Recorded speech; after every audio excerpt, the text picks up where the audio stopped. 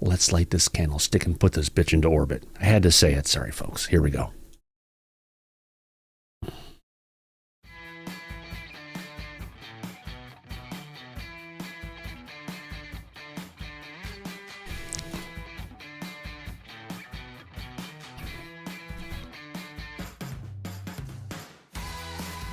Good morning, good evening, or good afternoon, depending on where and when you're watching this broadcast. I'm Thomas Fessler, my friends, and this is Disclosure Tonight. Happy Monday, February 2nd. Where in the hell did the first month of the year go? Well, it's gone, and so has been Disclosure. But, man, we still got some interesting things to talk about tonight, especially Loeb denying. And, oh, God, it's a fun one. Well, let's get to it, folks. All right, where the hell are we? Where is our audience? Who the hell is out in the chat? Let's go ahead and take a look. We've got Amiga Rules is out there along with Blown Land Cruiser. Brennan England's out there, but that sounds like a condition. Brains is out there along with Kat. We got Creativity from the Future. Digger Dog's out there along with Eliza Teal, Firefly, Flavio. We've got Geraldine Durazio's out here along with Hypersonic Goo. We got J-Cat Meow. John Smith's out there along with Kathy. Good to see you, Kathy. And Kelly Bro with her piercing blue eyes as always, my dear lady. King Bull's here along with Megan Betts. We got Metal Gaming. Nathan Forrest along with Nightshade Giggle. You're new. Welcome, my friend. Niles Guy, our resident Pitbull's here. So go ahead, trolls. He's got your name, and he will El Kabong you with that wrench. Randy Robert John's here along with Roni Deal. We got Rusty E-Nail. Sam's here along with Scooby Dooby Gooby. Shelly Montgomery, the Super Unknown, the Coin 405, and Weedlander. How about that? Let me jump into the studio and welcome everybody in. How's it going, everybody? Yeah, we got, before we get stuff going here, I've got some stuff popping up at the office, so I want to get things rolling to a point where I can get a video playing and I can jump on a support call for some stuff here. Let's go ahead and jump right into this if we can. Give me a second. There we go. All right, let's go ahead and get this thing up and going here. We've got an interesting conversation to get into. Yes, the first, if you want to call it, story that we're talking about today is Loeb. Yes, he's a sponsor of the show, folks. Yes, Loeb. If you need it, you know where it goes. All right, let's go ahead and get to the story. Well, Harvard astronomer Avi and a UFO investigator is reported over on X by Mr. Red Panda Koala. We've got some other stuff to go along with it. Yes, Avi Loeb addresses appearing in the Epstein files. Yes, 10 times, folks, for a planned meeting in 2015. Avi pulls out his calendar live on the streams and shows he was not with the Epstein at the stated time. I never met the guy. A lot of people want to meet me. So let's get into this little clip here. We'll play little bits of it. And then I've got the documents that shows... I think it's Avi who wanted to meet with Epstein. Let's go ahead and check this out if we can. Let's get across to, where am I going here? Desktop, Thomas. All right. Good evening, Daryl. How you doing today?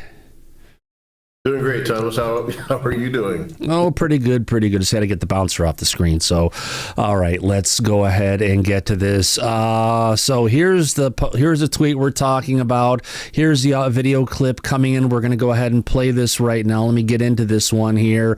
We'll jump around in it. This is coming from La Senal. Looks like probably on YouTube or somewhere. And let's listen in and see where this goes.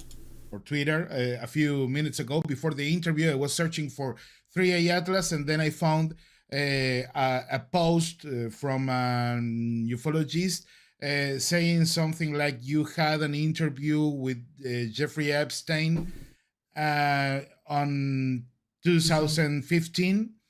No, I never met the guy. There are many people who want to meet with me, and at that time, 2015, I was chair of the astronomy department. But I have a people date. want to meet with me, but I've never.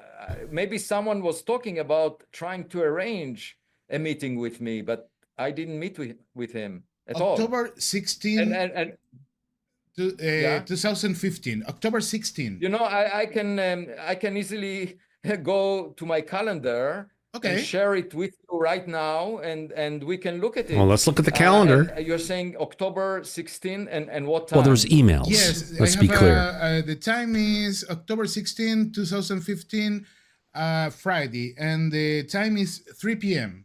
That's the time. Okay, let me, my calendar goes back more than a decade. Whoa. So I'm just putting it on my calendar, October 16th. Let me share my screen so you can see my calendar from October 16th. Okay. Here it is. Can you see that? Okay. Yeah. So I had a meeting with a postdoc at 9 a.m. Okay, so he's going to go and deny it and everything. That's fine. He actually didn't meet with them, but let's get to the dirt of this. I mean, literally dirt, if we can call it, my friends. Let's get into it. Coming from, Desert Throttle Diaries, Jerry McGowan himself. But hey, he found it. Got to give it to him, my friends. Wow. All right. Epstein was convicted in 2008. Loeb apparently had no issue with forwarding information to him in hopes of an endowment. What kind of endowment was he looking for? Literal definition of dirty money stick. What are we talking about? All right. So we've got an email here. You'll see at the bottom. We're not showing who it's coming from, but you'll see the little stuff at the bottom coming from good old Avi about getting his. Let me get this here so we can see it a little bit better. I can zoom it up. Let's get this around, get into here. Let's zoom in. All right. So this is going from someone to Jeffrey Epstein, CC Leslie Groff. Let's get into it. Subject is exciting projects. Dear Yao, attach our documents describing 3 innovative projects that could yield revolutionary results if funded. The first project involves the search for fingerprints of life in the atmospheres for planets around other stars. Currently, technology allows to make a breakthrough in this field with suitable funding within the next 5 years. The second project involves establishment of the first search center for black holes, black hole singularities, and other laboratories for the unification of Einstein's theory of gravity and quantum mechanics. We currently have technology to obtain an image of black holes within the next 5 years, of course. Suitable funding. Oh, go figure. Avi's looking for money again, huh? Yeah, that seems to be constant. The third project involves the development of a novel search methods for intelligent life away from Earth. Here, the idea explores methods that were not studied so far in the search for alien intelligent civilization. Over the past year, I've studied with collaborators a new method to search for industrial pollution in the atmospheres of distant planets and a new method to detect distant transport vehicles based on light sails. Coverage of these new ideas. See interview with Douglas Kennedy on Fox News. Also giving us links to Scientific American on the light sails. Now let me get to this, get to page 2 of here, and you'll see where it's all coming from. So let's get into this. Here we go. All right, let's zoom this up and bring it down a little bit. So the third PDF, the third project, involves the development of novel search methods. Hold on. There we go. Novel search methods for intelligent life away from Earth. Wait, where did that go? Away from Earth. Here, the idea is to explore methods that were not studied so far in search for alien intelligent civilization. Over the past year, I've studied with collaborators a new method to search for industrial pollution of the atmosphere of distant planets and a new method to detect distant transportation of vehicles. Okay, that's what we saw before. So in the next page that went to it, feel free to forward this message to Jeffrey Epstein. Let me know if you need additional information. All the best, Avi. Abraham Loeb, rank B. Barr, Jr., Professor of Science, Chair of the Astronomy Department, Harvard University, Director of the Institute of Theory and Computation. So there you go. What do you think, panel? You think this... Avi's trying to act like he's all innocent, but clearly he was trying to get communication across to Epstein. Alice, go ahead. Hi, Thomas. Hi, everyone. I'm not sure what the smoking gun is here. It looks like he's looking for right a loan or a grant of some Grants, kind? yes. It doesn't seem to be anything about Pizzagate or. Well, did I the bring up island. Pizzagate? That I did not bring up anything No, along that. Avi's trying to act innocent, like I had nothing absolutely to do with Epstein. However, it does show he was reaching out to him through his associates to try and get money out of the guy. So Was either that way, after that Epstein was found to be a sexual predator? give me a second. The initial document was sent. Yes, this was sent on Saturday, October 24th, 2015. And when I don't know these dates. I'm just. I don't have these wondering out dates either, loud. Alice. This is just info that's out there with regards to it. And it just kind of shows that although Avi is playing innocent, he's maybe a little dirty. You mean in terms of money only? Well, he's trying to act like he didn't have a meeting with Epstein. He didn't, which is true. But he was reaching out through his network to try and get in contact with Epstein and his network. Okay, thank you, Thomas. Yeah, not a problem, Daryl. What are your thoughts? Yeah. So, yeah, I mean, it seems odd if this is for real. I guess it's all for real. It seems odd that he would say that he doesn't have any sort of a relationship or anything to do with Jeffrey Epstein, but yet he says, "Hey, go ahead and send this to Jeffrey Epstein." Maybe what he I'm really curious about is what is up with the equal signs. That's when they're taking HTML based documents with some kind of either an XML or HTML markup, where we're seeing kind of some different things that have gone into the documents itself in the conversion of the document. So it's probably FI, for some reason, I looks like it's being replaced. Some things are being replaced with equals. It looks like there's just an issue in the conversion process.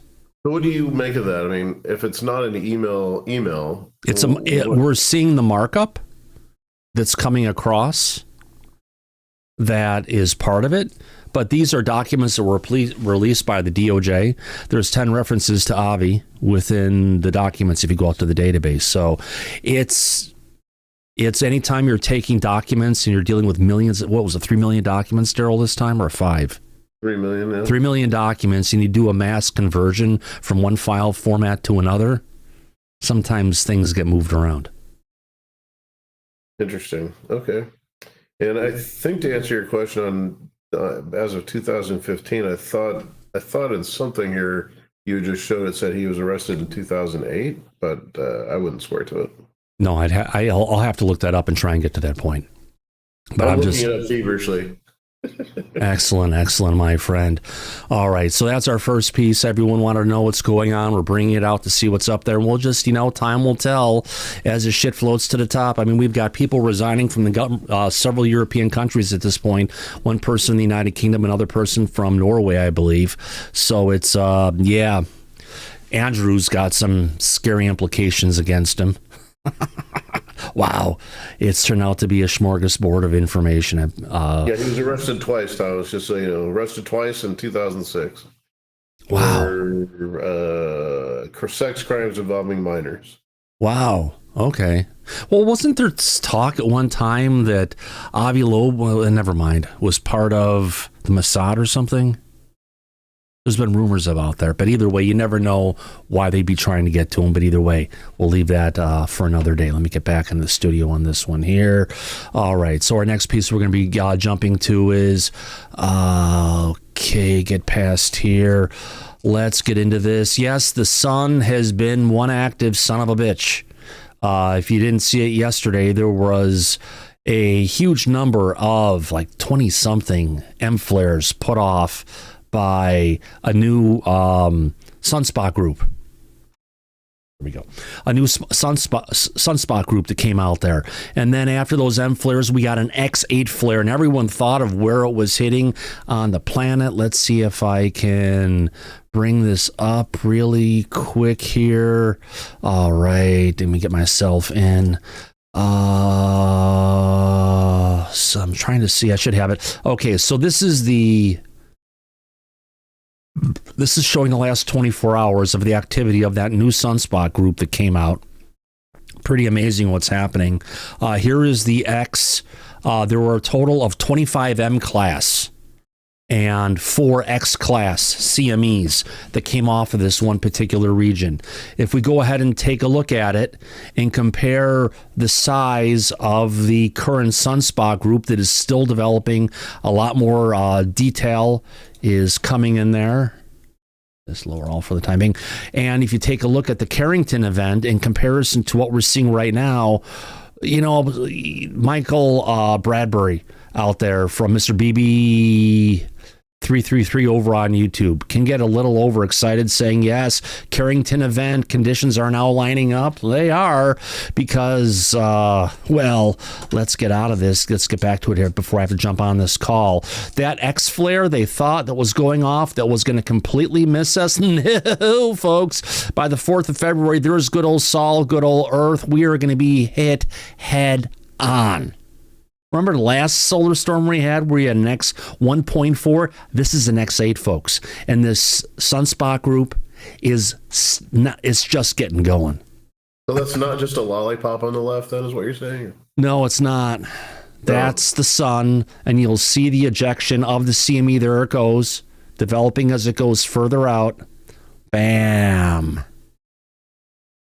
This could possibly delay the Artemis mission that's supposed to go up later in the week, because no one would want to be in that freaking tin can when they'd be hit with that kind of a solar belching coming out, because it ain't going to be safe, I tell you that. On that note, talking about all things disaster, the disaster cycle, we got a video here coming to us from Ben Davidson, one of our media partners over at Suspicious Observers. He's got 2 videos out there. We'll get through this one today. This is called The Disaster Cycle. And it's a doozy. So let's get to this. Let's get this up and going so I can jump on this phone call and deal with a not so emergency that I can go. Where the hell did that go now? I know I had it here somewhere. I'll just bring it up again. What the hell? Okay, am I in Brave? I'm in Brave. Let me get, there we go, YouTube. Let's get to...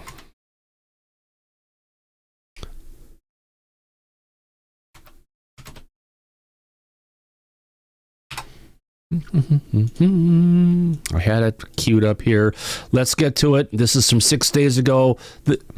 It's not it. The disaster cycle coming to us from, this is the full documentary. There's another one we're going to be getting into shortly, probably on Friday. Let's go ahead and play this. Buckle up, folks. This is a real buckle up, because this one's going to give you the idea of what's going on, what's heading our way. Let's jump into it. Here we go.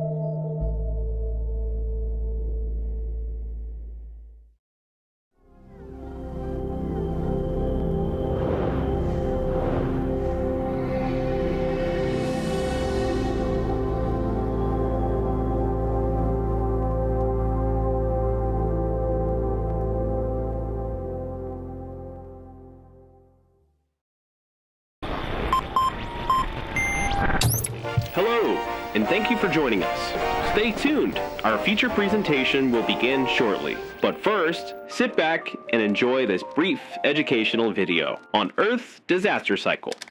Space weather? Yes, that's right, folks. Turns out the sun could impact Earth much more than we initially thought, and so our good friends with Space Weather News helped put together this educational video to help you understand what has become known as Earth's disaster cycle. Enjoy. Well, hello there, boys and girls. Let's talk about our great big neighborhood pal, the sun. The sun gives us warmth and light, but it also shoots out all sorts of invisible rays and particles. Sounds scary, doesn't it? But don't fret. The Earth wears a protective blanket called the magnetic shield, and it's the very same thing that makes a compass point north. Now here's where it gets interesting. Every so often, Earth's magnetic field gets a bit mixed up. The North Pole can become the South Pole, and the South Pole the North. That's called a geomagnetic reversal. It's happened many times in Earth's long history, and it can make that shield weaker for a while. But Earth isn't floating all alone out there. Our whole solar system is traveling through the Milky Way galaxy. And out in that galaxy is something called the galactic current sheet. Think of it like a big cosmic wave, and every 12,000 years or so, our solar system surfs right through one. And when that happens, oh boy, the sun can really cut loose. Scientists call it a solar micronova. That's a sudden burst of energy, stronger than anything we've seen in modern times. It could shake up Earth's crust, stir the seas, and cause some very dramatic changes indeed. Now, this all sounds very alarming? Yes. Not to worry. That is just Earth's disaster cycle. Man. We'll all probably be long gone when this is predicted to happen, sometime around the year 2040. Maybe sooner.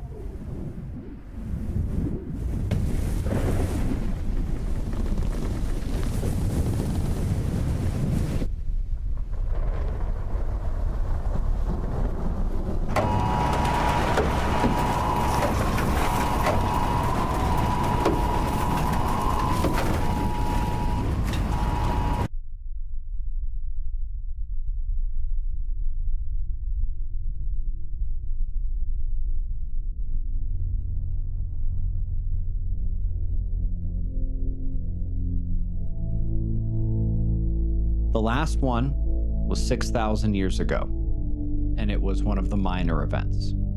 6,000 years before that, there was a major event, a minor one 18,000 years ago, and so on and so forth. The worst one we know about was 40-something thousand years ago. But essentially they're happening approximately every 6,000 years, again with the really bad ones happening every 12,000 years. We're 12,000 years since the last bad one, 6,000 years since the last minor event, meaning we are perfectly due in time for another one, and everything we would be expecting to see if it was happening again now is in fact already taking place. The magnetic poles of Earth are moving. The magnetic field is weakening. This process is accelerating faster and faster over the last several decades. At some point, probably in the late 2030s or 2040s, we are going to have the magnetic pole shift. And when it happens, all at the exact same time, the climate's going to shift rapidly, far more than it has so far. We're going to be bombarded by much more radiation than any life on this planet has been in 12,000 years. We're going to be seeing birds, fish, insects, animals not knowing where they're going. Our technological world is going to be collapsing due to the fact that we don't have a way to protect the planet from the sun. The magnetic field is weakening, all while we're going to have to worry about our nuclear plants melting down. This is an extinction level event. Bingo. We are due for it, and it is happening right now.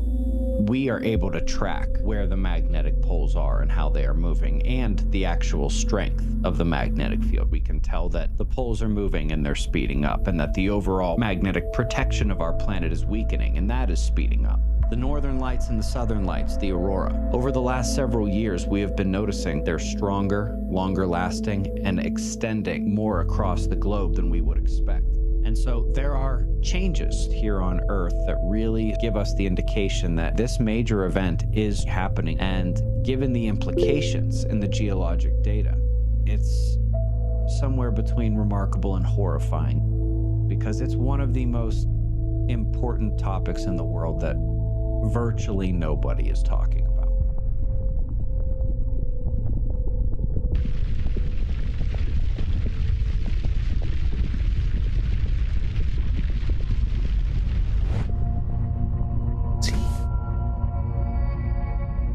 This has happened before. There's evidence everywhere that shows this has happened before. And if you look closely, you'll see that there's evidence that suggests it's about to happen again. Now, I've been to a couple of other ones. Like I said, went to Florida. They had actually found a part of a tusk and some saber-toothed tiger stuff. You know, because at this time, 12,000 years ago, those animals were basically wiped out in one day. Let's have a look at this shell wall here.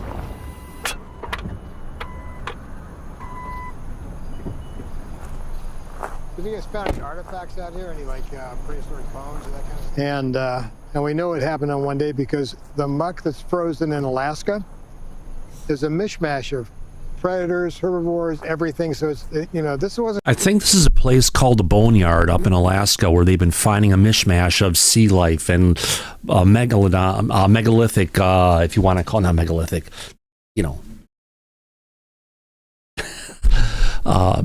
land life at the time. And it's just all mixed together and it shows something catastrophic happened back then. Here we go. This isn't from predation. This everybody died at once. Now it's really interesting. Look at that black line running through that. I think that's probably an artifact of the event. I'd like to get some samples of that. What we have here is a horizon of shells. We have a lighter colored upper layer and a lighter colored lower layer, but you can see there's this layer of burnt shells. So we have unburnt shells here, burnt shells here, and unburnt shells up here. But the predominant layer of burnt is pretty, about 6-8 inches deep. So something was cooking them, and it can't be forest fires, not enough heat. But it's a strange anomaly that no one can really explain why it is these horizons of shells have this burnt band, and it runs all the way down, the whole thing. You can think of these layers like rings on a tree. With a tree, each ring signifies a season. It grows in the spring, stalks in the winter. However, with these shell pits stretched for miles, each layer, considering how deep they are, may represent the 6,000-year magnetic cycle. You have to ask yourself, how did all these shells and bones end up here? We're over 30 miles from the ocean. We're standing on top of an endless graveyard of a past world that stretches beyond the horizon. The sun woke up 12,000 years ago and resulted in this. And the sun is going to wake up again, perhaps in 2046. It's hard to say because we don't really know the beginning year, but we can base it off of magnetic cycles. And it looks like this one's about to end, and that's what I'm planning on. And that's what I'll be preparing for. My personal feeling is it's anyone's guess, luck of the draw. If you make it, you make it. If you don't, you don't. If you make it, you still might survive it, but at least you got a chance. And throughout history, that's all human beings ever needed.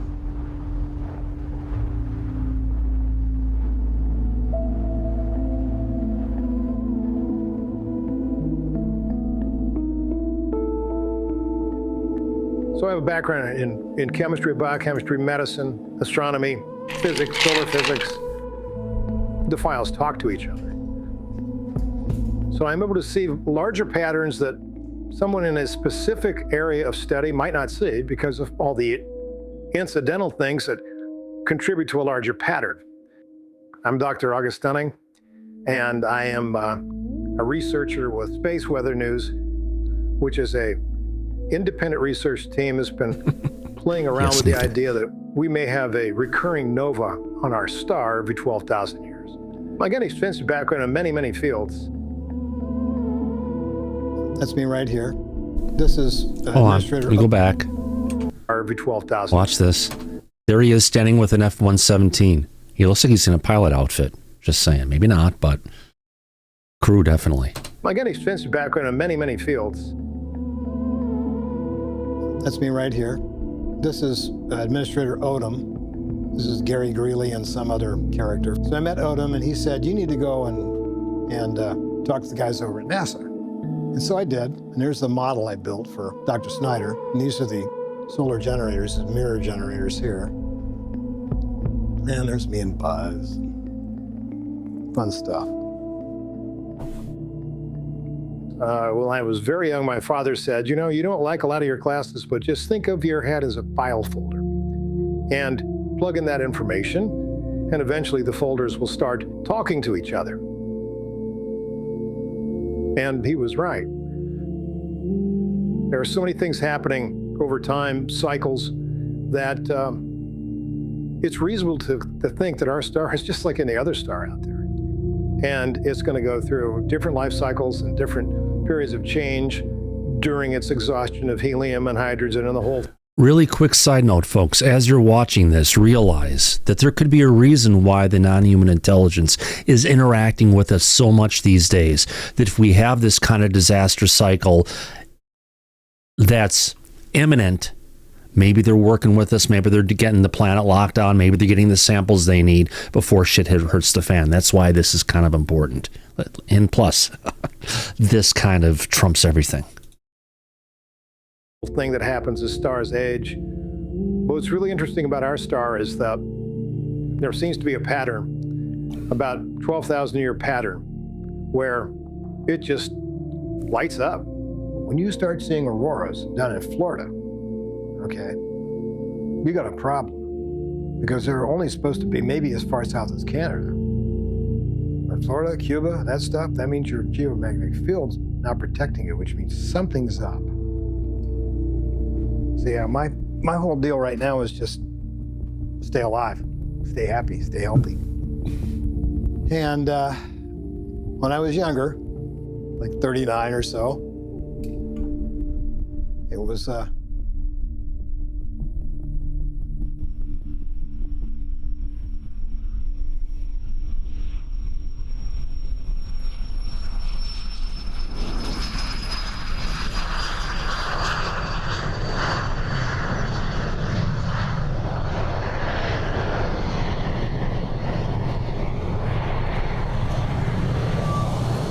car, you got a V6 or a V8. The engine's kind of mounted on a V. These are what's called horizontally opposed. So you got your 4 cylinders laying flat across, so they're actually firing back and forth. So if you notice, you got one set of spark plugs on the top, but you also got a set of wires coming from the bottom. Come around the back, you got one set of wires coming here, one set of wires running here, and they run to what's called a magneto. You're gonna find magnetos on a lot of your older engines, but it's essentially a small generator that's connected to the engine. So as long as the engine's running, it's producing electrical current. And that electrical current is used to directly run these spark plugs.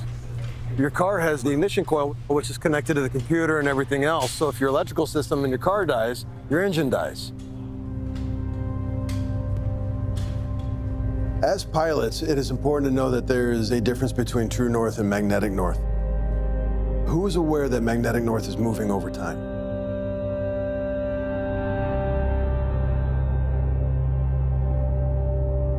All right, so a couple things about the Earth spinning. As it rotates, we have what's called true north and true south. The funny thing about that is that the magnetic North Pole and the magnetic South Pole don't necessarily align with the true north and the true south. Over time, it has shifted from being all the way over here and has moved across the surface of the world. Here we go, 1980.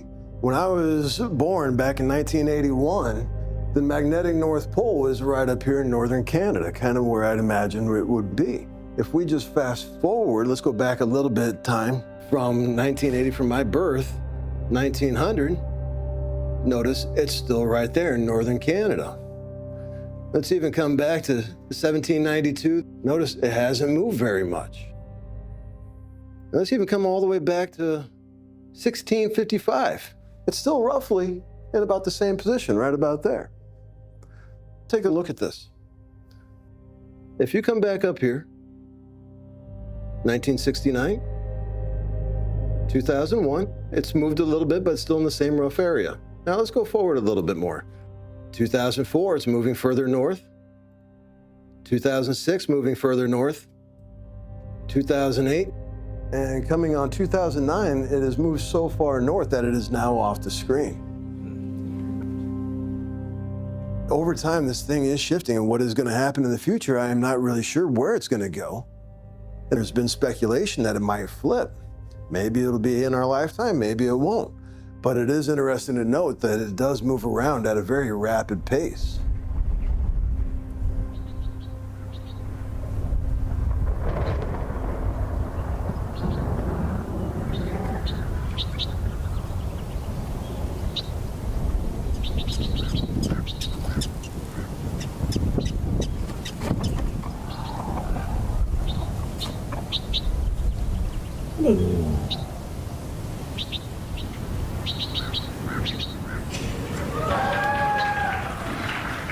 Good afternoon, folks.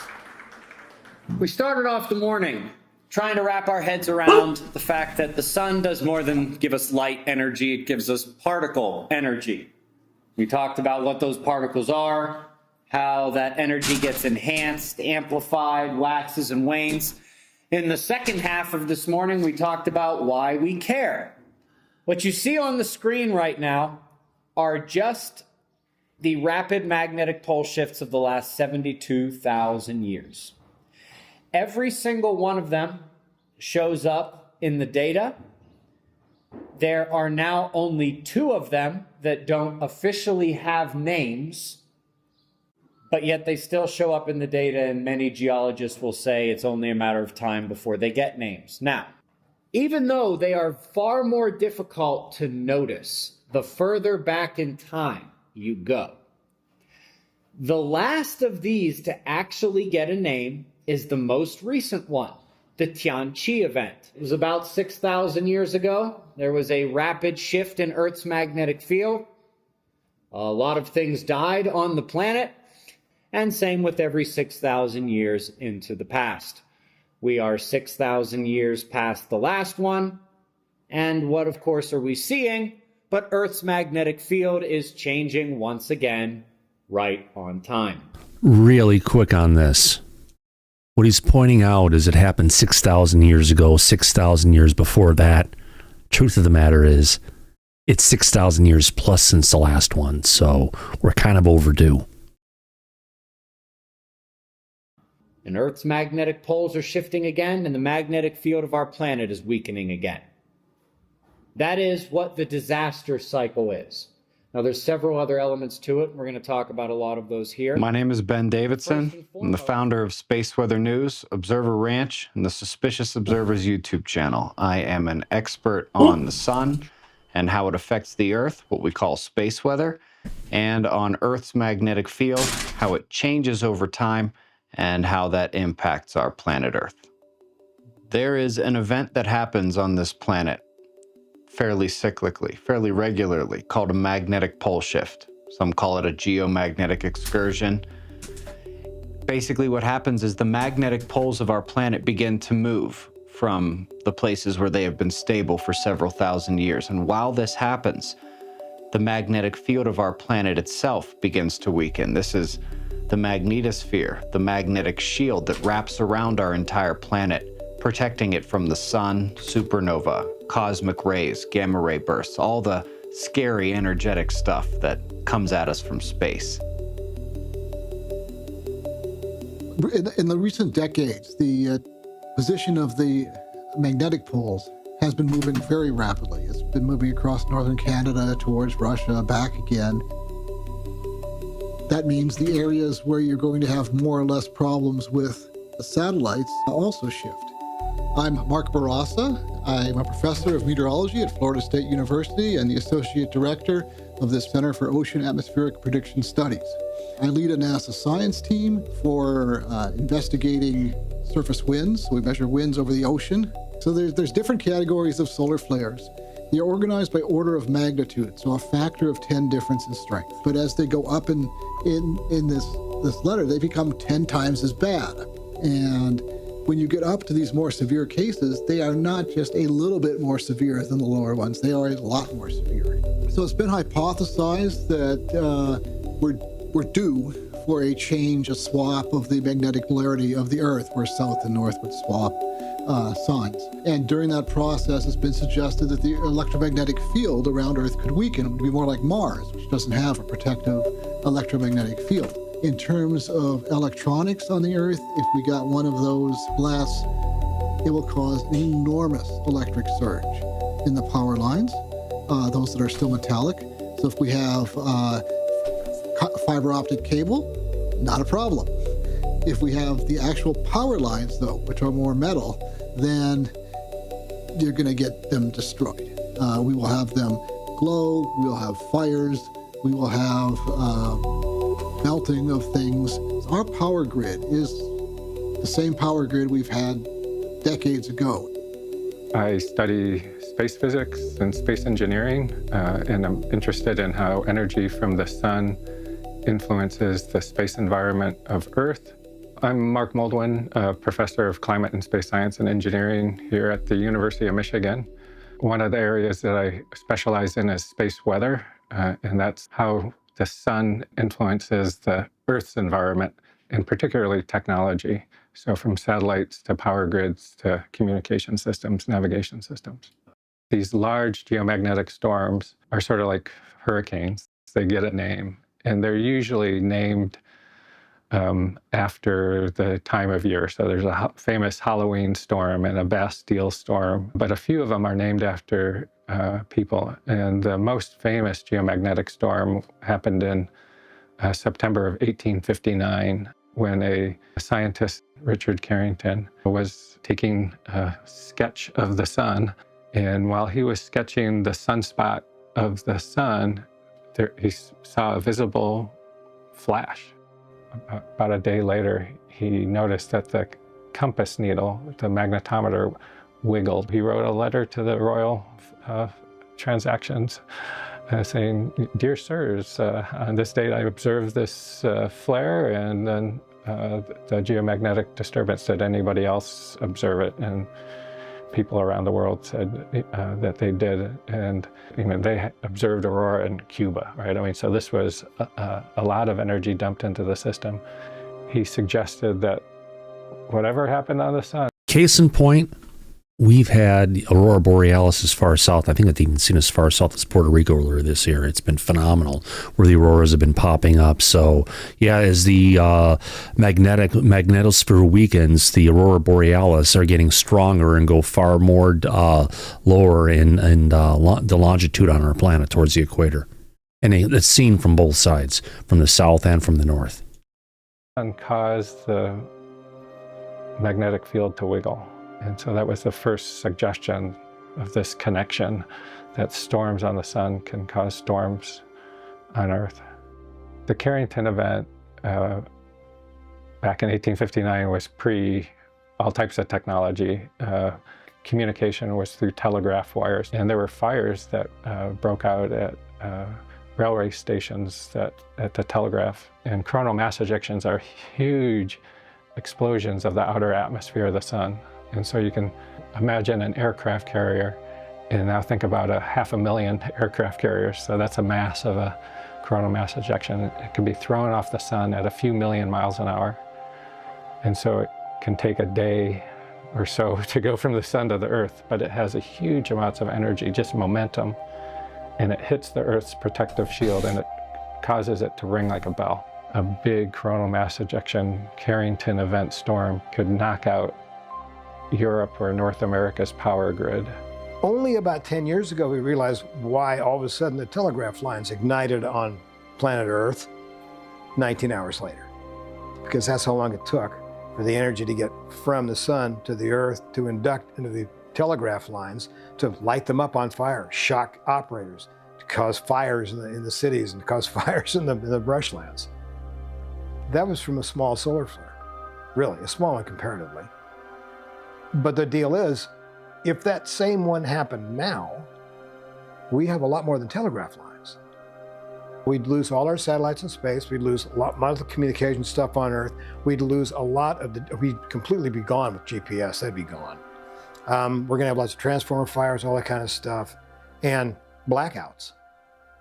Maybe years to fix all the blackouts for something that massive.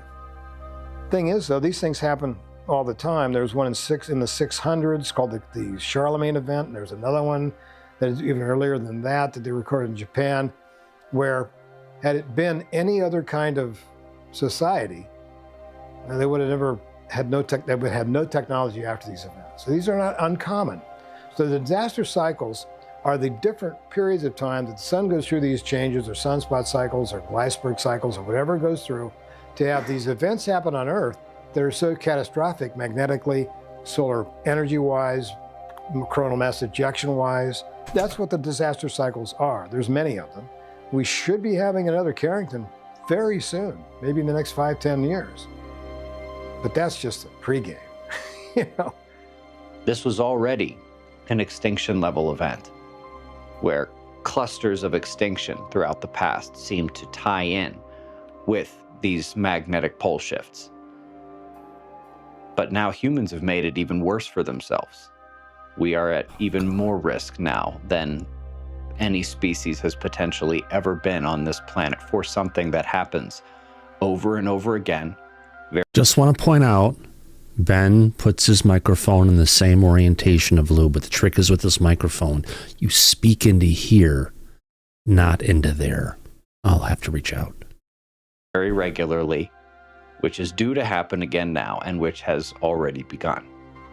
Things really started to change with Earth's magnetic field in the middle of the 1800s. They pinpoint it to 1859, the same exact year as the sun's last super flare. From then up to the year 2000, we were averaging about 10 to 20 kilometers of magnetic pole movement a year. Here we go. And we had lost a total of about 10% of the magnetic protection that our planet enjoys. And that was in about 150 years or so. That 10% jumped up to 15% by the year 2010. We went from losing about 5% a century to 5% a decade. In fact, the most recent mission, space mission, to monitor Earth's magnetic field, it's by the European Space Agency, it's called SWARM. Their mission manager came out and publicly said, we've gone from losing 5% of our magnetic field per century to now 5% per decade.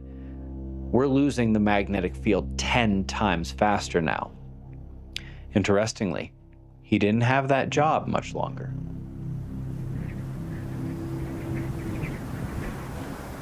There's a lot of people that want to move out. They want to get out of the cities. They want to get out of the populated areas. And this valley has a really nice climate to it. It's dry air, not a ton of rain, not a ton of snow. If it does snow here, it doesn't stick around very long. I think there's a lot of people that are either moving here or planning to move. We've got 4 lots of the 33 left to sell. Since we opened in September, I've probably shown 50 people, 50 families, the lots that we have available.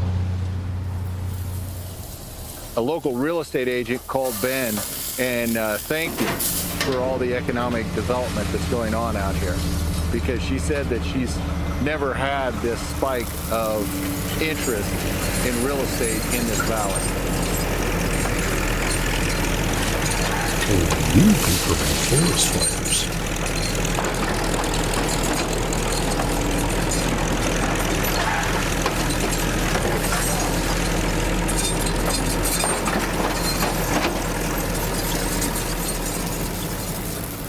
So I'm Mike Haywood. I'm the operation manager here at Observer Ranch. My jobs entail everything from greeting and hosting guests that come here, helping people find a location in this area, to washing the bathrooms, doing the floors, and basically fixing anything that breaks.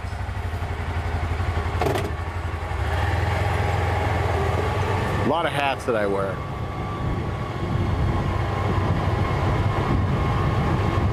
We're not a normal campground.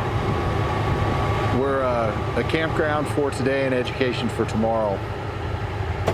We're always trying to develop skills within the members that come here, the guests that come here, and they can come if they have questions. It's not a BS thing, because then you lose that connection and that community aspect. If you're not, honest with people, you're not going to succeed. And that's what we're trying to do here, is just present a place where people can be authentic, they can learn skills, and feel like they're part of the family, not just the community, but part of the family. Happy birthday to you. Happy birthday to you. Happy birthday, dear Mark. Happy birthday to you. And many more. Is it humans that are changing this planet, or is this a cycle where this planet goes through maybe every 12,000, maybe every 6,000 years? We're going to have a 90-degree flip. North America is actually going to shift to South America. I tell people that Maine's weather will be Florida's weather, and Florida's weather will be Maine's weather. We're kind of going to, in this valley here, will be pretty much the same, but we will be in the southern hemisphere. But as that crust is shifting, Argentina like in a style. bathtub, when you shift the water back and forth, as North America is falling to the south, it's going to start piling up on the East Coast and into the Gulf. And it's going to pile and pile and pile. This all happens in about a day. The waves When I've I been started seeing my putting these entire puzzle life. pieces together around 2012, it felt like it was basically on an island. There were a handful of people on the internet talking about this. Maybe a couple of professors you could find talking about it. Not anymore. The fire has hit kindling. Tens, maybe hundreds of millions of people. I saw Elon talking about this on a podcast. We're talking about, in the English-speaking world alone, it's got to be tens of millions of people who know that this is coming, or have at least heard something about this. We're going to find out what human beings are made of. That's the good and the bad. The more people that know, the more people that will be prepared. Physically, intellectually, and lethally. How you feel doesn't matter. Facts and action. Blah, blah, blah. Licensed music alert.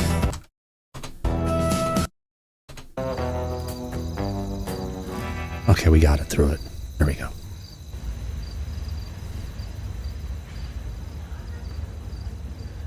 One of the big ways that toxins come through is in our water supply. It sounds terrible. It's supposed to be sanitized and purified for us. Very happy that my buddy installed this for me.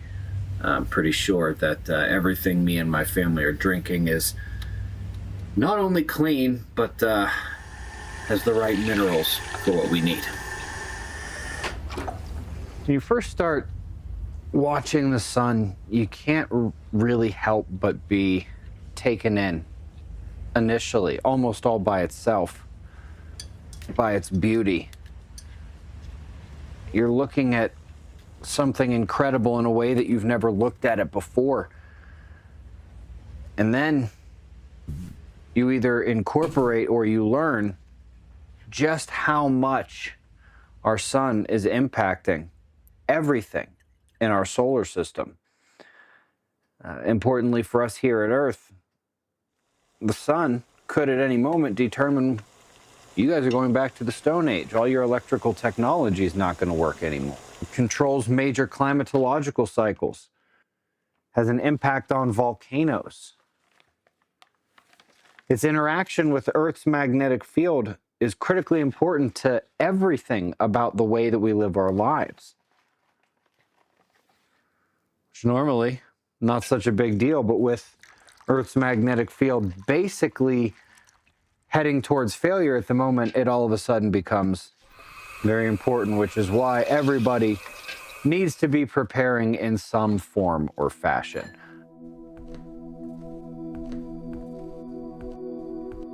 When you look at the fact that it is not just Earth changing in this way right now, but the sun is changing, and in fact all of the planets are changing, and our scientific equipment has become sophisticated enough that we can detect changes in even the interplanetary space between the planets. There's more charged material, there's more dust. It really begins to push one towards the idea that there is something happening to the entire solar system right now. And there happens to be a pretty good explanation for this on a galactic level. Basically, a galactic magnetic reversal, where Earth and the entire solar system is traveling from the northern magnetic fields of the galaxy into the southern magnetic fields of the galaxy, and this has an impact on everything within the solar system. And turns out they actually have identified something that could be the culprit here in the Milky Way and actually in other galaxies. Stars have it as well. They can reproduce it in a lab. It's basically an electric current sheet, a wavy, rippling electric field going through approximately the equator of the galaxy, which separates the north and the south magnetic fields. This exists. They know it exists. They've actually characterized the one in the Milky Way quite well. They know how high the waves go. They know the thickness of the wave. And when you look at the fact that this is a large scale, I mean, much greater than our entire solar system, flip of the magnetic fields, it's much easier to begin to understand how the entire solar system, for us most importantly, the Earth, is changing in the way that it is. And it also explains why it happens on such a regular cycle, as this wave is fairly regular and tends to sweep past our solar system after a set period of time, which in this case, probably about 6,000 years. The peak event occurs when the galactic magnetic reversal triggers the solar micronova. Scientists know two ways to trigger a repeating nova on a star: a magnetic kick and material being dumped onto the star. The galactic magnetic reversal is the kick, and the galactic current sheet brings the extra material like nova dust and random gases. The evidence of nova isotopes in the bone fragments and black glass, the ancients fearing the sun as a destroyer, and both ways to trigger a nova, coming at the exact same time. Quite the coincidence. 10, 9, ignition sequence start. 6, 5, 4, 3, 2, 1, 0. All engine running.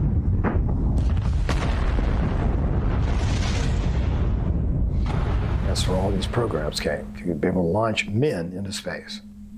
It wasn't about selling tractors. It was about finding out what the heck's going on and proving it. They proved it. And they found the same kind of black glass and huge sand dunes on Mars. They find all this stuff on these planets. This stuff's been blowing off the sun for eons. And we're about to be in the middle of the next one pretty soon. Einstein was convinced the Earth turns over in these disasters. So was Major White, who led Project Nanook to the Canadian Arctic. And just think about the frozen mammoths with food undigested in their mouths and stomachs.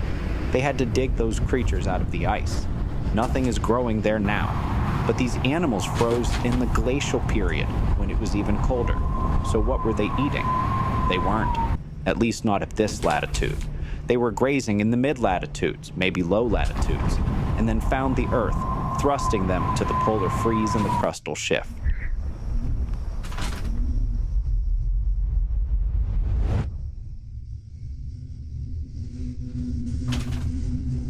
And that's what's dangerous about these micronovas. When it goes down into the lithosphere, these olivine type rocks, and they start getting slippery, that's when things start shifting around, going crazy. But we see the same sort of things happen now. We're seeing earthquakes happen more often. We're seeing volcanoes happen more often. We're seeing the induction of sun energy into our lithosphere to produce these effects. And there's some real issues happening in our core too. These differences in rotation and weirdness happening down there. So something's up. And but for the most part, you can't really see it because you go to work, come over to work, see a TV set, watch your TV or whatever. But if you look at it along a timeline, you can see these changes have been occurring for some time now. The fact that it's going to happen in the 2030s or 2040s, about 95% certain. Things like the way the Earth is going to tilt and the fact that it's a solar micronova rather than some kind of major flare or anything like that. 75 to 80%. There's no other explanation that matches the evidence. although I do recognize it's possible that we just haven't thought of something yet. But it fits so well with the evidence and the scientific explanation and the physics-based mechanism of how it plays out. I think it's important to know about the Earth turning over and the micronova and how the government has hidden this and how billionaires are preparing, and how to tie this into the fact that this is exactly what religions have told us is going to happen to our culture. It's going to happen to the sky, going to happen to the sun. Revelation 16:8, and the fourth angel poured out his vial upon the sun, and the power was given unto him to scorch men with fire. A third of the stars disappearing from the sky. They knew the difference between stars and meteors. A third of the stars coming down is not meteors. That's the Earth going like this, and part of the sky you could see before, no longer visible. The Earth swaying to and fro like a drunkard.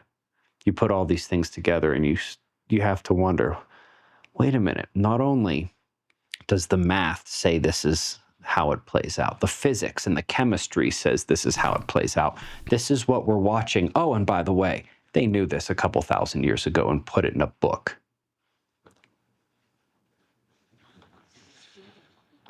Sure, there are some details and some aspects that I've shared that just best fit the evidence.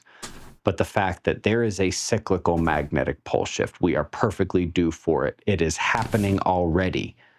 It has begun. It is about to culminate in an extinction level event on this planet. No scientist ever says 100% certain, so I'll say 99.9%. Those things. That's real. It's happening.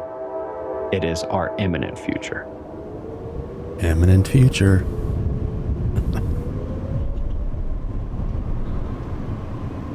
All of the geologic evidence suggests that these magnetic pole shifts have significant impacts on our weather, the climate overall, on the radiation environment of our planet that we're living in, as well as various other geophysical changes.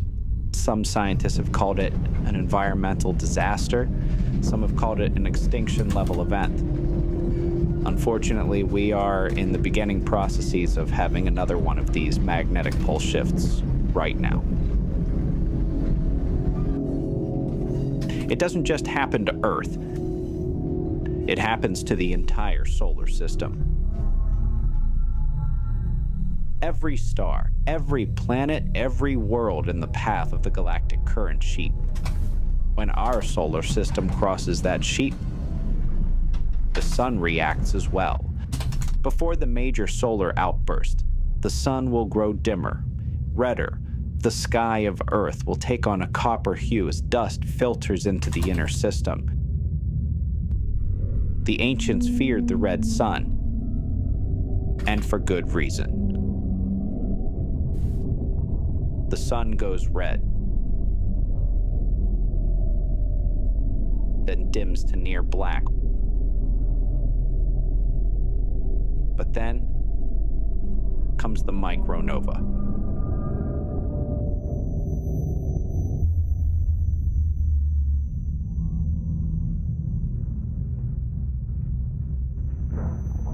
The flash reaches us in minutes, the nova shockwave in hours.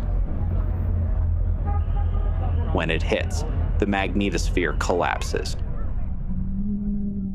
Imagine if one day we woke up, there was no electricity, no internet, no phones. You turn on the faucet, nothing happens.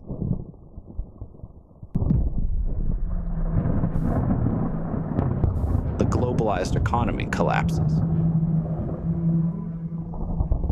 Even more realistic than it collapsing from UFOs.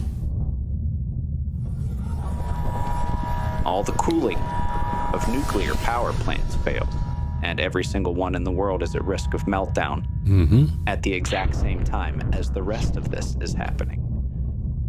The electromagnetic surge through the crust and mantle melts them free from their locked position, and the outer shell of Earth begins to slip. Entire climate zones exchange places in one day. The crust rolls into the oceans, unmoved in their inertia.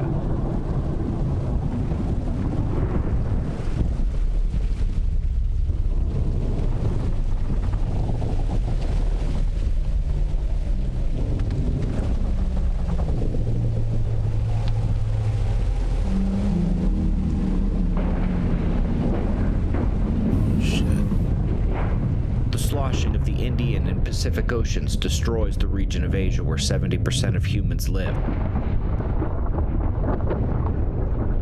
China. Australia and New Zealand are hit from the north and the south.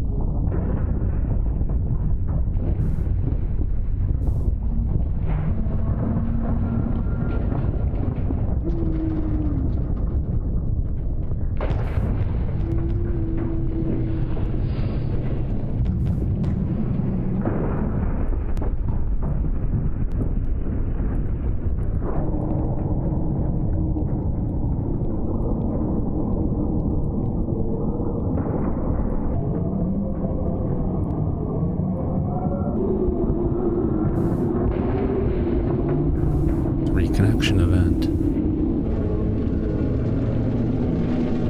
In a matter of hours, half of civilization is wiped from the face of the earth.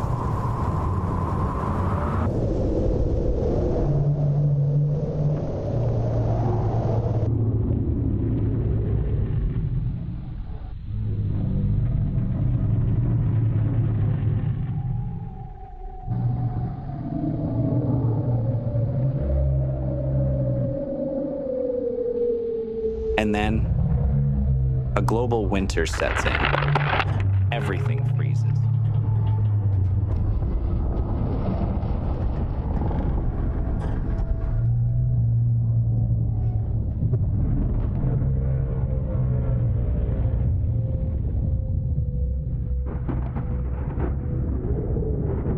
When the dust finally settles, Earth is reborn. And the 6,000-year cycle begins again. North and South are no longer where they were. Many who survive will need to do so underground. During Kuyu again.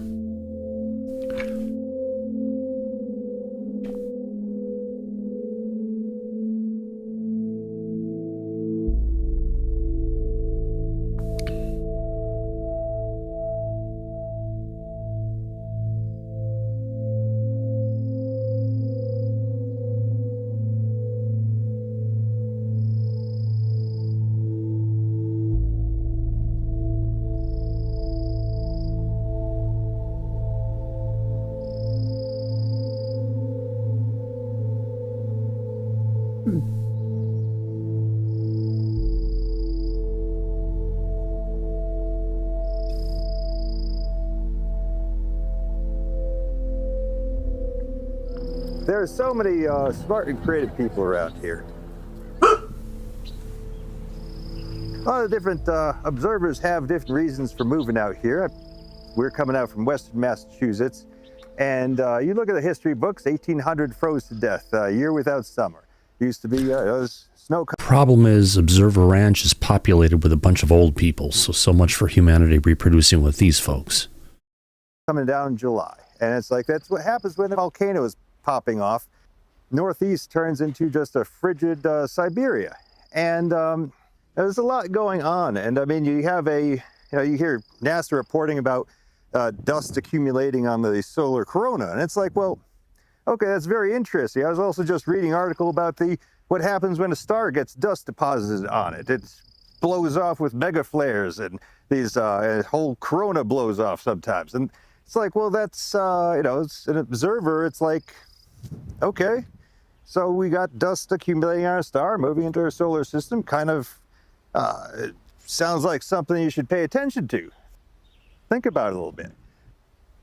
About a year ago, started really considering where I lived in the event of like another Carrington type of scenario, Carrington event. Yep. And the East Coast being just very populated. Very populated. Very difficult on a good day. Yeah, difficult on a good day. So started looking west. So I just looked for a job that I could do while we were out here, and well, and also, I mean, goodness, he's such a smart guy. I mean, the technical stuff. I appreciate that. Well, it's true. It's truth. The two of us have a lot in common in that we're coming out here not for our sake. We got little ones, And we don't want them to be in the middle of a storm. It really is interesting. Mm-hmm. I don't know, it's kind of like the more you learn, the more you don't want to know. That too. Well, you come full circle too, I suppose. That's horseshoe theory, you know. You learn enough, you start wanting to just hang out by a campfire. Is it the final countdown? Mm-hmm. It's the final countdown. Down. Na, na, na, na, na, na. It's an appropriate song for this place, actually. Yeah, it is. Final countdown.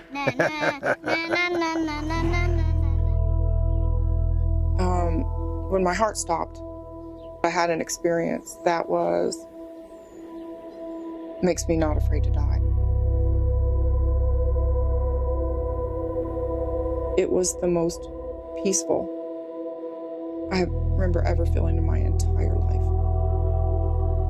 It's peaceful. There aren't any human words to describe it, but it was amazing. It was amazing. So no, I'm not afraid to die. I mean, this has been such a long time coming. And you get here and you're around a lot of like-minded people. It's not cultish, and trust me, there's still a whole lot of not seeing eye to eye about things and politics and things like that with people. I was listening earlier and could tell there's still a lot of divergence on a lot of things. But there are a few people here that, that feel the same way about most things, but we all kind of feel the same way about what's coming and what's going to happen. So ultimately, I think they're very similar. So it feels good for that because you don't get this at home.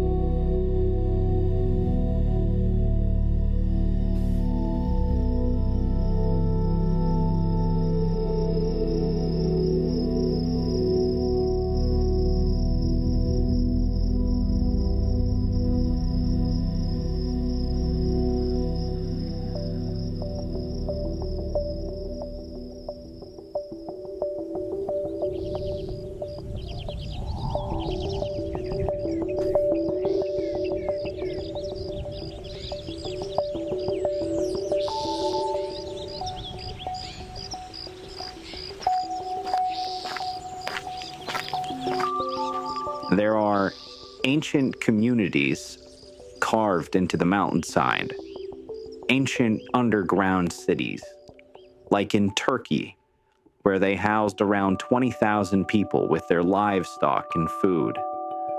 Underground in a labyrinth of caves. You find similar underground communities all over the world. Today, the term caveman is almost derogatory, but rarely do we stop and think about how on earth a place like this might have been constructed without any kind of modern tools.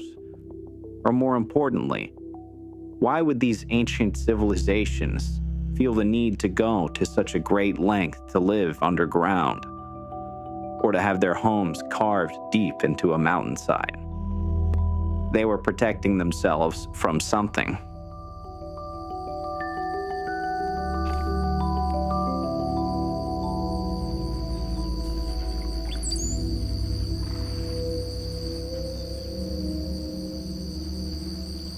You know, when I was a kid, I noticed that the sun, I remember, used to be a lot more yellow. And I thought that as I got older that it was maybe my vision that was changing or something like that, but the sun sort of looks a little bit more whiter right now. But when Ben mentioned that the sun had used to be more yellow, I went, I remember that. Mm-hmm. And so I went on the internet and I tried to find, well, are other people noticing that the sun is getting more white? And sure enough, there's a whole bunch of people that are noticing the exact same thing. My name is Zach Voorhees. I'm known as the Google whistleblower, and I had an inside view of how they did their censorship within Google. And I know the program. That program was called Machine Learning Fairness. And it was that. Really quick note, you can see everyone here living in campers. They've got modern amenities, everything else going around it. Honestly, if they're going to want to survive and get next to it, they're going to have to, get back and connected with the land, with the animals, with the people, like the Amish do, who have no electricity, none of that stuff, and they survive beautifully. Here we go. Program that led me here to Observer Ranch today. I used to really believe in climate change and all that, and then I started running the numbers once I started seeing the level of censorship that Google was doing, and I started to realize that these numbers aren't lining up. I'm starting to see that global warming itself is a cover. It's the disinformation that sucks all the oxygen out of the room to cover up something that's adjacent to that.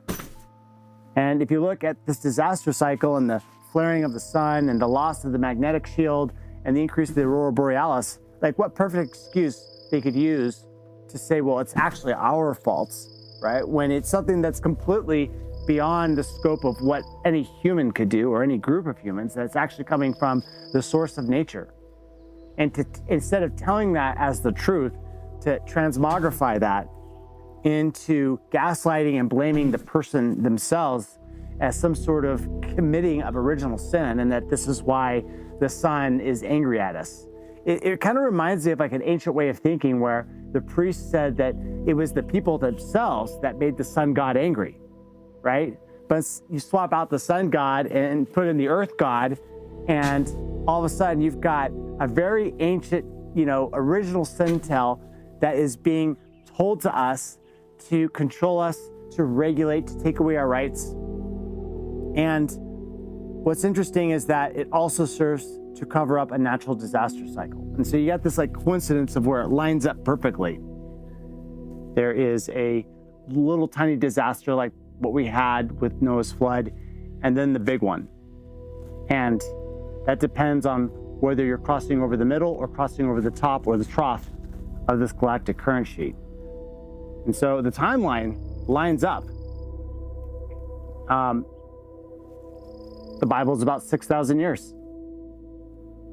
We're at the end of that cycle right now. And so that's been the most surprising thing.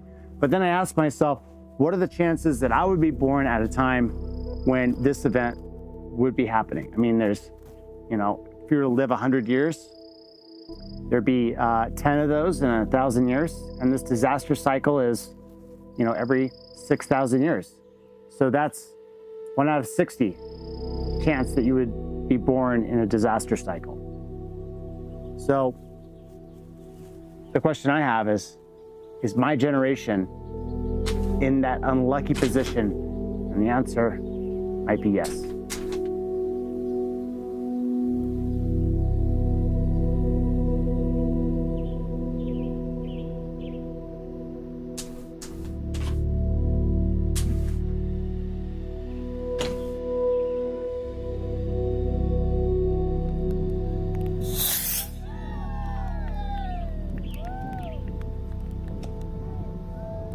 The aurora borealis happening down in South Florida, where I spent a part of the year, really piqued my interest because I know that should not be happening. When I was studying geology, we briefly mentioned the pole shift, but it was something that happens every 100,000 years, and it was brushed off as no one really knows any science around it. But when that event happened, I started looking online to try to find an explanation as to how the northern lights are able to penetrate the magnetic field to be seen down in South Florida. The evidence on what is very likely to happen is really starting to pile up. We're witnessing all of these changes in the weather, and I was always suspect that it had anything to do with man-made climate change. I've only started thinking about it 6 months ago, But there's two ways to go about it, because we don't know when the solar kill shot, as Ben refers to it, the technological solar kill shot, will happen. That can happen next month, or that can happen in 5+ years. And then there is time with no electricity until the bad stuff happens, which is the micronova and the potential turning of the Earth. So that time period, that could be a decade or that could be a year. Where do you spend that decade of no electricity? You can spend that decade in a harsh environment that becomes an incredible environment when the Earth turns.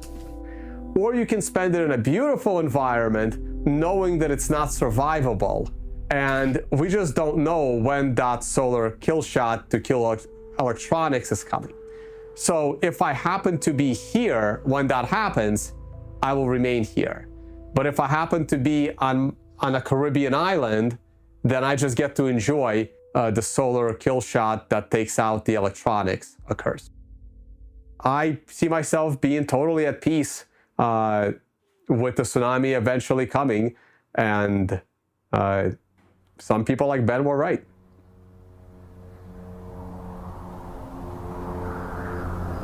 I went to a festival in town, and one of the ladies came up to me and just started yelling at me and saying, "You guys are just a cult out there, you're doomsdayers." And I'm like, oh, wow. I've been out there for this long. Don't see that at all. Why don't you come out and see the ranch, About 6 months later, she came out with a school group. And then she says, "This place is really cool." So I work all day. I'm usually up at 7, and then I work until about 10 o'clock at night.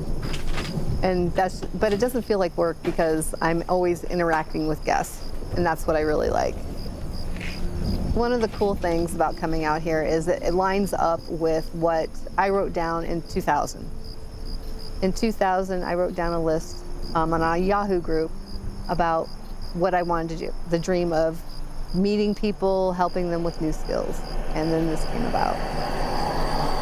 Mike is the operational manager. He oversees and he keeps everybody in line and helps make sure that we're all logistically doing what we're supposed to be doing. Oh, God, Moosey. So you said the same thing that I said. We both said the same thing about each other. Well, good. Let's get our notes all taken care of. I didn't know that, but it's true. Barb's the boss. Mm-hmm. You make me think that I'm the boss. Yeah.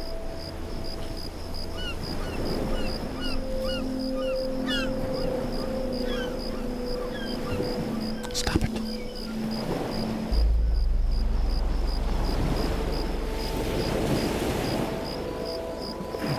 I really like this planet. Ever since I was dropped off here. When I was a kid, I said, "Mom, I know I'm going to die.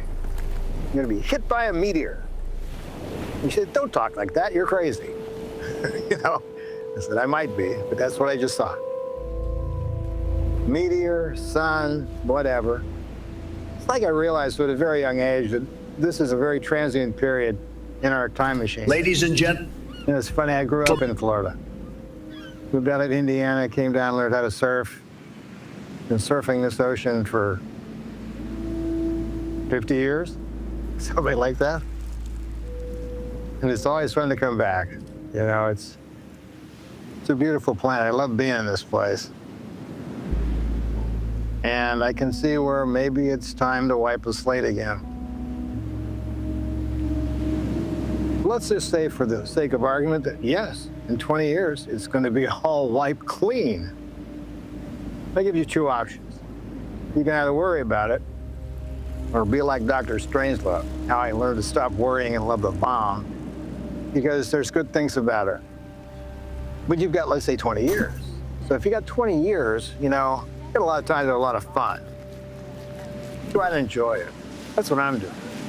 You know, only a couple hundred years ago did we have telegraph, did we have railroads, and then we had telecommunication, and then we had medicine, then we had microscopes, then we had refrigeration. And these two things, by the way, probably doubled our lifespan from 40 to about 80. I'd like to see it last a lot longer than just 80.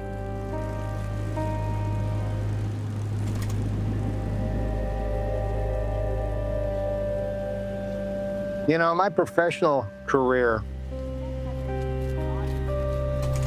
has really been centered around longevity, living longer, living healthier, and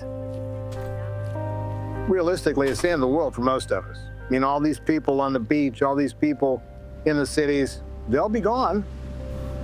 They'll be gone certainly by the event, or certainly by the after effects of no food, no air, no water, that kind of stuff. It'll be crazy. I sometimes wonder if this entire thrust of my work was to be able to enable me to see that. Because if I hadn't learned all the things I've learned over the past 15, 20 years in longevity and solar physics and stuff, I might not have ever been ready for this. I would have missed it, so to speak. I mean, it's terrible to think about it, but I expect to die. You know, that's the odds are I will. And if I don't, that's a great bonus. But I'm going to make every effort to make sure that I'm healthy enough to survive it, because I want to see it.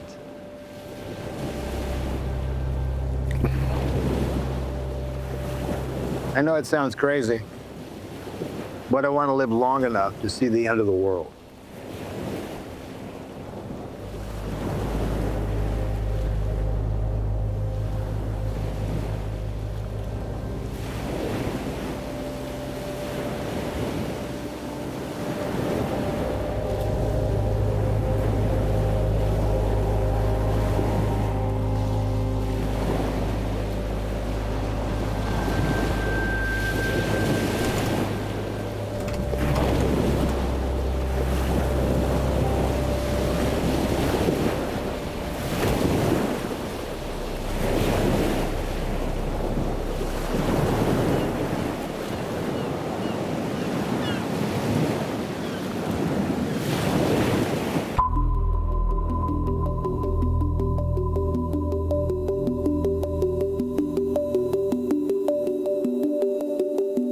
Well, there we go.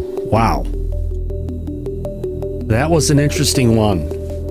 And there's another one, just as long, that gets into the science and everything behind it. This was kind of the, let's get in here and talk about this thing, and let's get into it and hear about the implications from a bigger perspective. And the next one we'll be covering on Friday. Yes, we'll be getting into the second hour of this program, where they're actually getting into the science and everything. Don't forget, the Earth in our solar system right now is traveling through a local interstellar dust cloud. And they've even been talking about how everything in our solar system is getting brighter from the additional dust that's out there. That's the kind of dust, the kind of materials that could actually collect on the sun, get pulled in with gravity, that can cause it to go ahead and do its potential micronova. Daryl, your thoughts on this one? I think that guy's surfboard was way too big for his body. But other than that, I mean, it's obviously thought-provoking. I guess there's one person in this room that actually must have an 8-month plan. An 8-month plan, I mean. Sorry, I can't speak. My solution for this is to get up on the roof of the house and party and watch the incoming wave. With what? Party with what? Just like... Oh, booze and whatever's around, you know? Yeah, whatever's around. Okay. I was just kind of curious. I mean, I potentially could get up into the mountains. The Cascades high enough. It's just, it's a hell of a trek, and there'll be a lot of people in the way.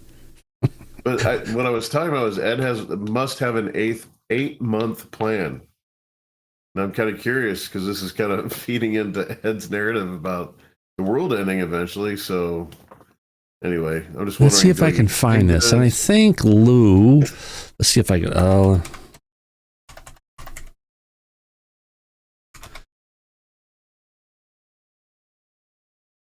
Is there a video out there by someone of Lou Elizondo talking about his bunker? I think this might be it. I don't know if it's... There we go. Lou Elizondo on the Good Trouble Show. Let's play this clip here. Lou Elizondo, I think this could be the one talking about his bunker that's like at 5,500 feet in the safety zone. Kind of if you want to look at Ben Davidson, where he's at there in the New Valley of the Sun down in Colorado. But that runs all the way up to the north.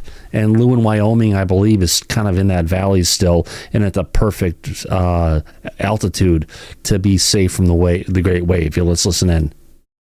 Something coming or a natural disaster. You hear of something big coming down the pike. Have you heard of these claims? And if so, do you have any idea what it may be? Yes, I've heard of them. Yes, I'm aware of them. And I'm not able to have that conversation. To the extent you can talk about what might be imminent, what is imminent? Time is not a luxury that we can afford. The time has come. We need to start having the conversation collectively. We should have had it a while ago, but we really need to start having a conversation. You're building a bunker out there in Wyoming? The rule to Fight Club is you never talk about Fight Club. So if you're building a bunker, you don't tell people because then everybody knows where to go when everything goes south. So, it would be remiss of me to not say that. Yeah, I think people look. I don't know if it's something coming. So there you go. Even Lou kind of joking, admitting it, that, even he's got a bunker out there. Makes sense. Yeah, I don't know if you've seen Fallout or Silo. There is this whole, massive kind of online following. Yeah, but those, Silo and all that stuff is due to nuclear wars going on and wiping out humanity and the whole thing. Have you been watching season 2 of Fallout? Oh, yeah. It's not as good as season 1, but the last episode was pretty good. Yeah. I like that show a lot. Oh, God, yeah. We should almost do a show about that show. Yeah, how our noses can stay on in the future. We need to figure out that secret. Yeah, any thoughts from anyone else in the back, Ed? Well, I'm kind of quiet on this one, Thomas. Just listening to what Daryl's got to say. Ed, no, come on. What is your 8-month plan? I'm not going to be around here in 8 months. You know that. That's what I'm saying. What do you just make sure you have a clean pair of underwear on that day? There's got to be something. That'd be a good idea now, wouldn't it? That's what Mom always told me. Oh, gosh, yes. So, in other news of stuff I've got to go ahead and cover here today, it was in the title card, but we've got time for one more story here to get into it on UFO news. Yes, it's out there. This is something that came around about last week or so. We didn't get a chance to get into it yet. With all the fun stuff that's been going on around here, Syrup, what do you have to say before we jump there? Oh, I just wanted to say real quick, Sonic, who jumps back here in the back chat, is one of those prepper people, dude. I know he would be ready in 8 months. He's got everything you could need in even a zombie apocalypse. People even say you need to have your bug out bag. Get ready. It has all your stuff, your meds, your clothes, different stuff in it, food, different things. When shit hits the fan, you grab your bag and you bug the fuck out. Yep. Exactly.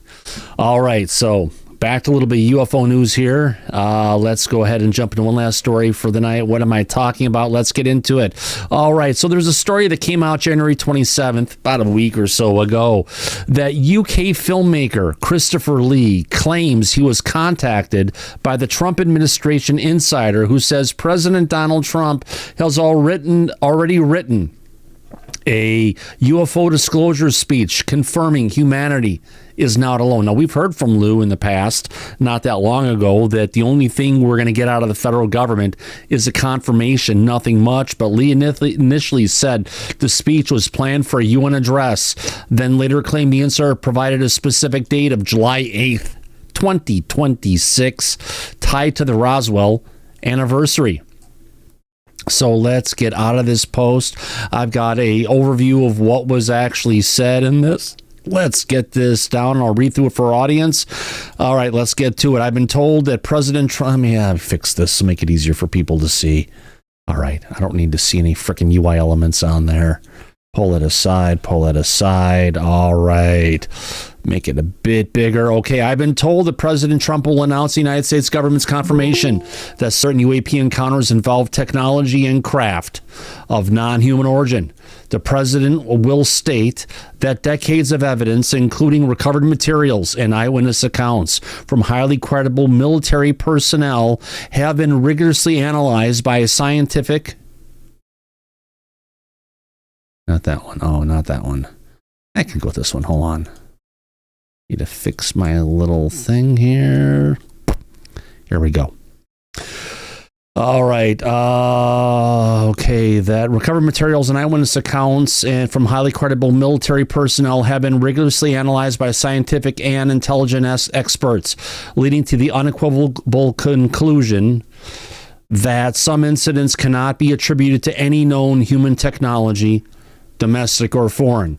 President Trump will highlight several well-documented cases, including the 2004 USS Nimitz Tic Tac encounter, the 2015 USS Roosevelt Go Fast and Gimbal incidents, and the historical 1947 Roswell incident. Oh, we're not seeing the one where they came down, made the deals between the CIA and the aliens. No.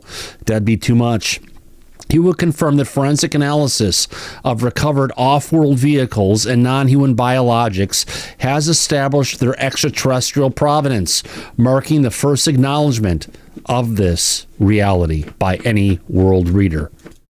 The president will explain that previous administrations maintained secrecy due to national security concerns, technological uncertainty, and fear of public reaction. He will emphasize that he is the first president to authorize full disclosure because the American people deserve transparency. Current geopolitical stability allows it, and recent bipartisan congressional efforts have created the necessary framework for responsible revelation. Trump will announce immediate steps toward declassification of related files, expanded scientific study through a new interagency task force, and international cooperation with allied nations. He will state, quote, "This is not a threat." Right. It is an opportunity to unite humanity in understanding our place in the universe. Now, we all know that Trump loves Reagan and everything about Reagan, and Reagan has made many speeches about this in the past, so it really doesn't kind of stand out there as this could be something that's out of the possibility for this going on. Brian? Well, yeah. Brian, your hand is up. Hey, good to see you, Thomas, and everybody. Yeah, I'm with everybody that I hope that this is true. But if you read through the text, this is not anything that would... Ladies and gentlemen. Yeah. Just the way the language is written, it's not anything that would be briefed to the president, in my opinion. You know, there's obviously some spelling errors in here. I think this is just something that someone typed up and transposed from something, so it's not like it's the official text that came out. Remember, we're talking about Twitter here. Oh, I am well aware. And I have fallen victim to the same things, but hopefully, who's this Lee? Whoever his source is, I've been trying to find that out. I don't know who his particular source is. I think it's either in my opinion. I guess you could start with going ahead and going to. Let me get this here. Well, it says someone's there. All right. It says it's UK filmmaker Mark Christopher Lee. So is the person who they're referencing to. So I guess the first step you could possibly make, Brian, would be to reach out to Mark Christopher Lee. Yes, which we'll do. And now who else did their book publishing in the UK? Do we know anybody? Lou? Correct. Well, actually, no, he initially did his publishing out of someone in the UK, but then that was transferred over to, oh God, who did his book again? HarperCollins in the United States. So there was an initial deal put together in the UK, I believe, for a publisher that was maybe put together by Dan Farrow when he, for a brief time, illegally represented Lou Elizondo because he couldn't have the credentials necessary in the state of California. And that's probably the reason that the whole Age of Disclosure movie was so late getting out, because of the shenanigans that came from someone who overstepped their legal bounds as trying to act like as a production firm and an agent in the same agency, which is against California state law, as far as I'm understanding. And I believe that whole legal thing was actually fought and won by Ivan Hanel, his attorney. Yeah, and you are more well versed on that than I am. And perhaps the audience would know more. I think that Steve Bannon could be his official source, by the way. I'll go ahead and say that right now. Steve Bannon? Yep. Okay. Who has brought up this topic. I know it sounds odd. Let's just put a pin in that, but I just wanted to bring that up. Well, thanks. I appreciate that. You never know where it's going to go. Greg, you were kind of commenting in. Anything you want to say on this? Starts with a G. There's an ag in there somewhere. No, he's not. He's gotten shy all of a sudden. All right. So, yeah, it'll be interesting to see where this is all going to happen. If it happens or not, we hear, who is this schmuck? No, that's just someone else from the UK talking about this. Okay, I don't think, it's just going to come down to, does it happen? Does it not happen? Maybe it will, but let's not hold our breath. If I look on my machine, let me just get up here, search for Reagan. I know I've got a video. God damn it. Why is this thing not behaving?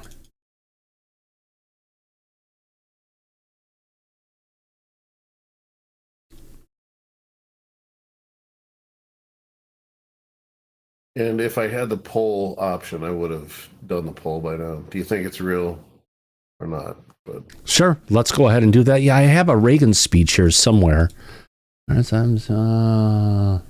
But unfortunately, I don't have that function yet. I don't know if I have to be logged in as you, Thomas, or... No, you actually have to go onto it when you get to your YouTube channel where it's got your icon. You need to go ahead and click on it, go down and pop and come in as the person of your YouTube account from the channel itself. Gotcha. Let me see if I can do that. See if I can find this one here. JK... no, wrong way. JKLM... B3, B4, B4. Did you say LM, Thomas? God, no. All right, here I've got a bunch of clips of Reagan talking about the alien threat. I wish LM the best, and that he finds his friend in AA that can help him get to where he needs to go, because I heard him last week over on X, and if he got on the bus, he's fallen off again. Best wishes, Lee, and we hope you get the mental help you really need, because, my friend, besides AA, you could probably use it. We love you. Seriously, my friend. Let's play these little clips here coming from Ronald Reagan talking about the alien threat. I couldn't help at one point in my discussions privately with General Secretary Gorbachev, when you stop to think that we're all God's children wherever we may live in the world, I couldn't help but say to him, just think how easy his task and mine might be in these meetings that we held if suddenly there was a threat to this world from some other species, from another planet, outside in the universe. We'd forget all the little local differences that we have between our countries, and we would find out once and for all that we really are all human beings here on this earth together. Well, I don't suppose we can wait for some alien race to come down and threaten us, but I think that between us we can bring about that realization. In our obsession with antagonisms of the moment, we often forget how much unites all the members of humanity. Perhaps we need some outside universal threat to make us recognize this common bound. I occasionally think how quickly our differences worldwide would vanish if we were facing an alien threat from outside this world. And yet, I ask you, is not an alien force already among us? What could be more alien to the universal aspirations of our peoples than war and the threat of war? I think maybe I'd answer it this way. I keep, in my frustration sometimes, you know, actually, if you count some of the things going on in smaller countries and all, there have been about 114 wars since World War II. But I've often wondered, what if all of us in the world discovered that we were threatened by a power from outer space, from another planet? Wouldn't we all of a sudden find that we didn't have any differences between us at all? We were all human beings, citizens of the world, and wouldn't we come together to fight that particular threat? There you go, everybody. Words from former President Ronald Reagan talking about this particular situation. Brian, I've played this clip multiple times, but it's very symbolic. And this is where you've got a president talking about a potential alien presence on this planet and uniting humanity. And I think that's what we're going to need to bring it together. Yeah, I think that's 100% right. And, you know, a lot of the main one was done on the UN global stage, right in front of Russia. And he directly implicates Russia on that. And exactly. I think if you look at Gene Stickel's work and what George Knapp brought back and everything else, that's going to be, yes, you can talk about China, fine, they're a rising power, but at that time, that was a huge back channel conversation with everybody, and I think with all that work, it's undeniable. Yeah. That obviously, we have the program, Russia has the program, and now probably China and who knows who else. So, God, hold on. I thought that was an incredible speech. Yeah, hold on. I need to fix this here really quick. I can't turn it off, damn it. Oh, I'll deal with it later. Yeah, Brian, it's one of those things you go ahead and take a look at and see what's going on out there. And it's just like, we have to say that, I may have said this earlier, we have never seen a president before this. Brian, Greg, if you could cut off the chat, I can't turn it off right now. I would if I could, but I can't. But, because it's showing up on the show. If you have something to say, jump in and end the conversation, absolutely. But it's one of those things that we haven't heard a president talk about this to the extent that Reagan did at that time. Yeah, and you could possibly argue that Jimmy Carter did a little bit, but no, not like a Reagan did. No. And you got to think you're trying to finish off the Cold War, the Berlin Wall. Yeah. Has fallen at that time. So if you put yourself in those shoes, that was huge. It is. And I don't think a lot of people really grasped the gravity of what he said until now. Now that Alice, a lot please of stop. more of this stuff that has to come out. Jesus Christ. I think especially when we talk about the Russia thing, I don't know if it's, you know, I've gotten permission from Gene Sticko to talk about why he's left. You know, Gene's done a lot. Yeah, of we've work already with covered Russia. that in the past. His wife has run good. into some health issues and stuff, and she's recovering, and eventually, hopefully, he'll be back. I know he's unblocked and brought back his Twitter presence, but he's not doing anything right now. He's still focusing on his wife, who's going through a crisis. Yeah, my apologies if I missed that. I work on Alice, Saturdays. stop, please. Texting in the back, okay? Alice, you got that? Are you there? I can see you writing. Okay, thank you. It's like the teacher wears, "Good morning, class. Class. Shut up. Thank you." Remember that? From Cheech and Chong, Brian? You're old enough. The Big Bamboo? Yes, but Sister Mary Margaret. No, Sister Mary Elephant. Yeah, that's the one. Oh, yeah. there you go. Well, Derek knows more about Cheech and Chong than I do. Hey, at least there's someone old enough here, another Carol. Gen Xer who gets it. Carol, Brian.